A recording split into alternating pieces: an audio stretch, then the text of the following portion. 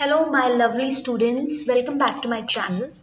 Last time मैंने आपको करवाया था मैजिक बुलेट थ्योरी। ठीक है, और मैंने काफ़ी डिटेल में समझाया था और मैंने आपको ये भी समझाया था कि अगर नेट एग्ज़ाम आप देते हैं या फिर कोई भी कॉलेज कैडर का एक एग्ज़ाम दे रहे हैं, हरियाणा का आप प्रिपरेशन कर रहे हैं, तो उस तरीके के ही क्वेश्चंस आपको मिलेंगे। इजी वे में कोई क्वेश्चंस नहीं आने वाले हैं, अब थोड़ा सा लेवल डिफिकल्ट हो चुका है, तो हमें पूरा कॉन्सेप्ट वाइज और डिटेल में पढ़ाई करनी पड़ेगी। ठीक है, तो without wasting any time let's start the second theory, जिसका नाम है लिमिटेड इफेक्ट थ्योरी। देखिए, मैजिक बुलेट थ्योरी जो कि थी, वो थ्योरी क्या बोलती थी कि जो इफेक्ट होता है ना लोगों पे मीडिया का, दैट इज कंप्लीटली, वो पूरा का पूरा हो जाता है। और जैसे जैसे मीडिया बताता है कि जो करना है वैसे ही इफेक्ट जो कि है लोगों पे होता है। लेकिन ये थ्योरी ये सारी चीजें नकारती है, ये चीज मना करती है कि नहीं, ऐसा नहीं होता, ऐसा कुछ नहीं होता है। बहुत इफेक्ट होता है मीडिया का, बट इट इज लिमिटेड। लोग अपना ब्रेन भी यूज करते हैं और साथ ही साथ कुछ ऐसी चीजें भी हैं जिनसे वो इन्फ्लुएंस हो जाते हैं। लेकिन इसका पता कब चला, that we are going to talk about. तो सबसे पहले तो जो लिमिटेड इफेक्ट थ्योरी लाए थे उनका नाम याद करना बहुत जरूरी है। The name of the person is Paul Lazarsfeld. क्या नाम है उनका? पॉल लेजर्सफील्ड।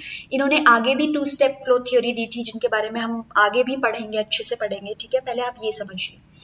तो जो पॉल लेजर्सफील्ड थे, अब मैं आपको फिर से बताती हूँ, 1927 के आसपास मैंने आपको बताया वर्ल्ड वॉर का बहुत महत्व है, तो आपको वर्ल्ड वॉर की डेट्स याद रखनी है, जो कि मैंने फर्स्ट वीडियो में आपको ऑलरेडी बता चुकी हूँ। ठीक है, तो पॉल लेजर्सफील्ड जो कि थे, इन्होंने 1940s के जो कि इलेक्शंस थे, यूएस प्रेसिडेंशियल इलेक्शंस, जो पॉल लेजर्सफील्ड थे, he was from US himself itself. और इन्होंने क्या देखा प्रेसिडेंशियल इलेक्शंस में, क्या देखा कि जो वोटिंग थी वो बहुत डिफरेंट तरीके से हुई। वोटिंग, अगर मीडिया ही सब कुछ दिखा रहा है कि यही एक पार्टी है जो बहुत अच्छी है, तो 100% लोग उसी को वोट कर रहे हैं, ऐसा नहीं हुआ।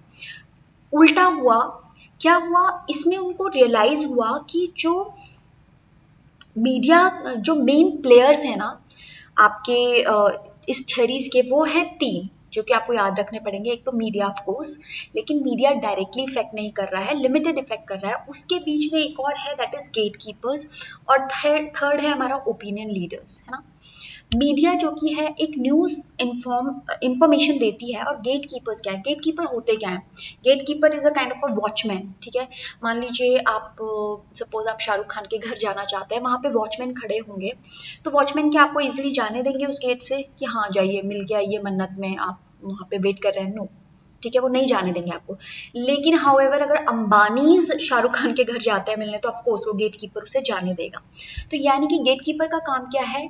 उस इंफॉर्मेशन को जाने देना, एक सिलेक्टिव, जैसे सिलेक्टिव लोगों को वो जाने दे रहा है अंदर घर पे, वैसे ही सिलेक्टिव इंफॉर्मेशन को वो बाहर दे रहा है ऑडियंस तक। सारी इंफॉर्मेशन नहीं, but there is a gate keeper. So gate keeper could be anyone. Gate keeper could be an editor, gatekeeper could be an bureaucrat, political parties, ठीक है, या फिर कोई भी पावरफुल एंटिटी। ठीक है, वो चाहता है कि हमें इतनी ही न्यूज देनी है तो इतनी ही न्यूज दी जाएगी। ठीक है, इससे एक्स्ट्रा इन्फॉर्मेशन नहीं देनी, और क्या इन्फॉर्मेशन देनी है वो भी वही डिसाइड करते हैं। ठीक है, अब थर्ड काम क्या होता है? वो होता है ओपिनियन लीडर्स का। ओपिनियन लीडर्स कोई भी हो सकते हैं, it could be your family member जिनकी आप बात सुनते हैं, आप उनसे इन्फ्लुएंस हो जाते हैं, या फिर opinion leader could be influencer. ठीक है, आजकल आप देखते हैं इंस्टाग्राम में बहुत सारे इन्फ्लुएंसर्स होते हैं जिनकी बात हम समझ करके बजाय, आपको समझ में आ गया है, जो सेलिब्रिटीज होते हैं they are like not that much realistic, वो पैसों के लिए करते हैं। तो आपको लगता है शुरू शुरू में इन्फ्लुएंसर्स का भी ऐसे ही सोचते थे, अगर ये बता रहा है कॉमन मैन है तो सही होगा। ठीक है, तो opinion leaders could be anyone. आपके ही चारों तरफ होते हैं ओपिनियन लीडर, लोग उनसे इन्फ्लुएंस होकर के, उनके जो ओपिनियन फॉलोवर्स होते हैं, वो फिर एक तरीके से सिलेक्ट करते हैं कि हमें क्या करना चाहिए। So that is a limited effect, it is not the direct effect कि मीडिया ने कुछ बोला और डायरेक्टली हो गया, ऐसा नहीं हुआ। पहले मीडिया था, फिर बीच में एक गेट कीपर आया, और फिर आपके ओपिनियन लीडर्स आए जिनके अकॉर्डिंग आपने डिसीजन मेकर बने आप। ठीक है, so this exactly happened in where in US presidential elections में ये हुआ।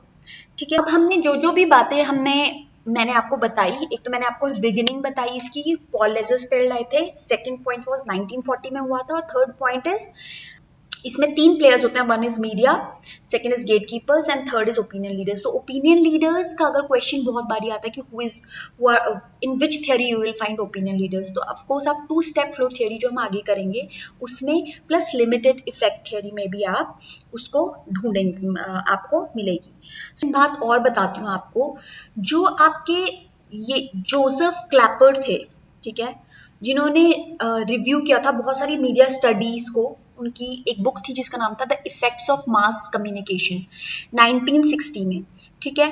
तो जो जोसेफ क्लैपर थे उन्होंने भी ये बात प्रूव करी थी आफ्टर 20 ईयर्स कि हाँ there is a limited effect of media, it is not the completely, ये पूरा कंट्रोल नहीं होता है। एंड कहीं ना कहीं ये बात फिर बाद में जाहिर भी हुई होगी कि जो मैजिक बुलेट थ्योरी थी वो डायरेक्टली इफेक्ट नहीं हुई थी मीडिया से, कि वो जो यूएस से लोग भागना शुरू किए थे कि एलियंस अटैक होने वाले हैं। इट कुड बी लाइक किसी ने सुनी हो और उन्होंने वर्ड ऑफ माउथ फैलाया हो और उनसे वो इन्फ्लुएंस हो करके आगे चल करके वो सब भागने लगे हो, तो it could be the possibility. It was not कि 100% इंजेक्ट की जो भी मीडिया ने इन्फॉर्मेशन वो एज इट इज ले ली। तो यहाँ पे ऑडियंस जो कि है हल्की सी एक्टिव दिखाई गई है। अगर आपको याद हो तो हमारी मैजिक बुलेट थ्योरी में जो ऑडियंस थी वो पैसिव थी, यहाँ पे क्या होती है, एक्टिव होती है। तो that's all for today, I will see you again. तब तक आप अपनी प्रिपरेशन करते रहिए। Have a very nice day.